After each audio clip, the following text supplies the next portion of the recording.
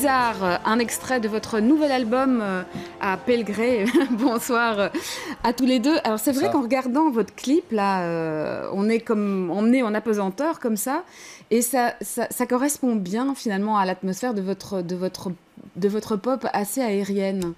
Oui, nous, on aime beaucoup les grands espaces, on aime beaucoup effectivement les atmosphères. On a beaucoup travaillé ça sur ce disque-ci, d'essayer d'avoir, ne serait-ce que par la recherche des sons, etc., de créer beaucoup d'air dans nos morceaux pour avoir un espace et cet espace puisse être approprié par les gens pour qu'il y ait une appropriation des gens. Je crois que c'est important d'insuffler beaucoup d'air et d'atmosphère dans les morceaux. Ouais, puis c'est votre son aussi quand même.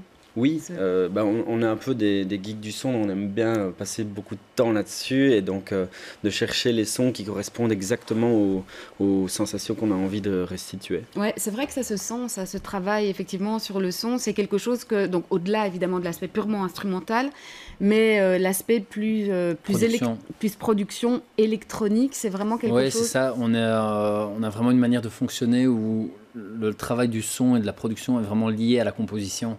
Donc on travaille vraiment les mélodies, mais chaque source sonore qu'on peut entendre dans la chanson est vraiment travaillée avec et approfondie à trois. Et c'est ça, je crois, qui rend le rendu assez dense et assez, j'espère, travaillé. Ouais, puis vous travaillez alors beaucoup les sons et puis beaucoup l'image aussi. Oui, je crois que c'est de nos jours de toute façon on n'est plus on n'a plus le choix. On n'en peut plus cantonner en tout cas uniquement à faire de la musique et de toute façon c'est quelque chose qu'on aime beaucoup de devoir s'investir dans tous les aspects qui sont à côté et donc on aime les clips, on fait quand même appel à certaines personnes pour nous aider, mais on aime s'investir dans les couvertures de CD, tout ce qui se rapporte en fait et tout ce qui gravite autour d'un projet. On aime appeler ça d'ailleurs plus un projet presque qu'un groupe parce que ça englobe énormément de disciplines et c'est des choses très variées qu'on est amené à faire quand on a ce genre de projet à présenter aux gens. Ouais, c'est ça. Il n'y a plus que la musique. Il n'y a plus que la musique. Il y a vraiment tout le reste et tout ce qui va avec. Maxime Lussier, vous revenez, ou en tout cas, vous avez ces derniers mois pas mal voyagé en Europe. Vous avez joué notamment au Royaume-Uni, en Allemagne, aux Pays-Bas. Et puis alors, récemment, vous étiez, et on pourra en dire un mot, vous étiez à l'ancienne Belgique. Est-ce que tous ces voyages en Europe, ça a aussi influé sur votre musique ?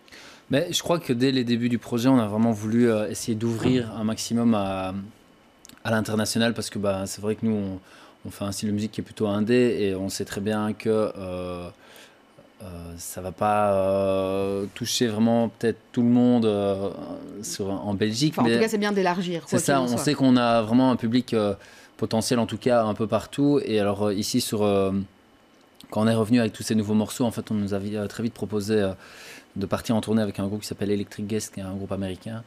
Et, donc vous avez fait la première partie. C'est ça, on a fait leur première partie sur leur tournée européenne. C'était assez intimidant pour nous parce que c'était le deuxième concert qu'on faisait avec ces morceaux-ci. On l'a fait à Amsterdam devant 400 personnes et les gens, c'était assez touchant de voir que les gens, sans nous connaître, étaient quand même touchés par notre univers. Et c'est ça aussi qu'on aime bien dans le fait de jouer devant des publics qui ne nous connaissent pas du tout, c'est qu'ils sont très sincères dans leurs réactions. Ils sont juste en train de recevoir la musique comme on la propose. Et c'est pas « Ah oui, mais c'est le voisin, du frère, du cousin. » Ils ne connaissent ni d'Ève ni d'Adam. Et on voit qu'on a la possibilité quand même de communiquer avec eux juste par le biais musical. Et c'est vraiment ce qu'on recherche. C'était un petit peu comme ça aussi à l'Abbé Club où vous avez joué il y a pas longtemps. C'est le dernier concert que vous avez donné à Bruxelles. C'était il y a plus ou moins 2 semaines, au mois d'octobre. Oui. Là, c'était encore plus particulier parce qu'on présentait vraiment notre album qui sortait officiellement ce jour-là. Puis c'est une salle dans laquelle nous, on a vécu en tant que spectateurs énormément de donc c'est la petite salle de l'Abbé, c'est la petite salle qui est à l'étage. Oui, c'est la salle au-dessus qui est intimiste et donc qui permet de créer une atmosphère vraiment... de nouveau, nous, on est clients de ça, quoi, parce que moi, je me souviens que les concerts les plus touchants et les plus marquants que j'ai eu de ma vie, c'était dans cette salle-là. Donc, je crois que ça avait symboliquement une grande valeur pour nous de jouer dans cette salle-là. Allez, pardon, vas-y. Je voulais dire aussi à l'inverse, c'est que on a beaucoup joué à l'étranger avec ces morceaux là jusqu'à présent, mais une release party, c'est aussi le moment où il y a tous nos proches qui sont là. enfin, je prends le Ouais, donc contre-pied de ce que je disais. ça crée quand même une atmosphère différente. Ouais, mais c'est un concert aussi différent. hyper touchant parce que c'est un peu comme une fête de famille ou une espèce d'anniversaire où on rassemble tous les gens qui nous sont chers et qu'on fête un peu l'aboutissement de quelque chose. Et pour nous, c'était hyper émouvant aussi pour ça, quoi. Bah alors, je vous propose un deuxième extrait et là, c'est Billy qu'on va voir. Or maybe those lines help you to grow. Stand underneath your home, wasting your life. One day you will be old, blind, and lazy, too lazy to fly.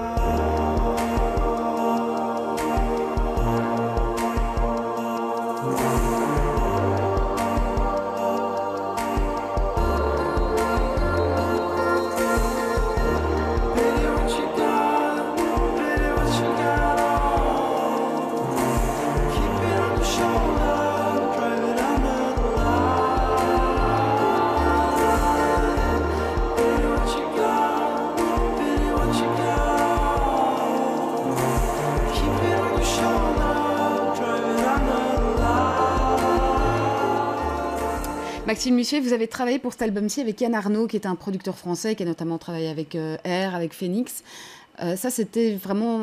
Ça a donné une couleur tout à fait particulière à l'album. Oui, clairement. Yann, c'est quelqu'un qui est très à l'écoute justement des musiciens avec qui il travaille. Et quand on lui a fait écouter les maquettes, qui étaient assez électroniques, il a vraiment mis le doigt sur plein de choses qui nous ont touchés, sur le fait de réinsuffler justement de l'organique, donc des vraies batteries, des vrais pianos, des vrais pianos à queue, enfin plein de sortes de pianos. Et c'est vraiment toute la démarche qu'on a fait avec lui était vraiment d'essayer d'avoir les deux facettes, et c'est, je crois qui correspond bien à notre personnalité aussi. Et la personnalité de notre musique, c'est justement de mêler ces différents styles de musique, à la fois des musiques qui viennent du monde électronique et des musiques qui viennent plutôt du monde acoustique, on va dire.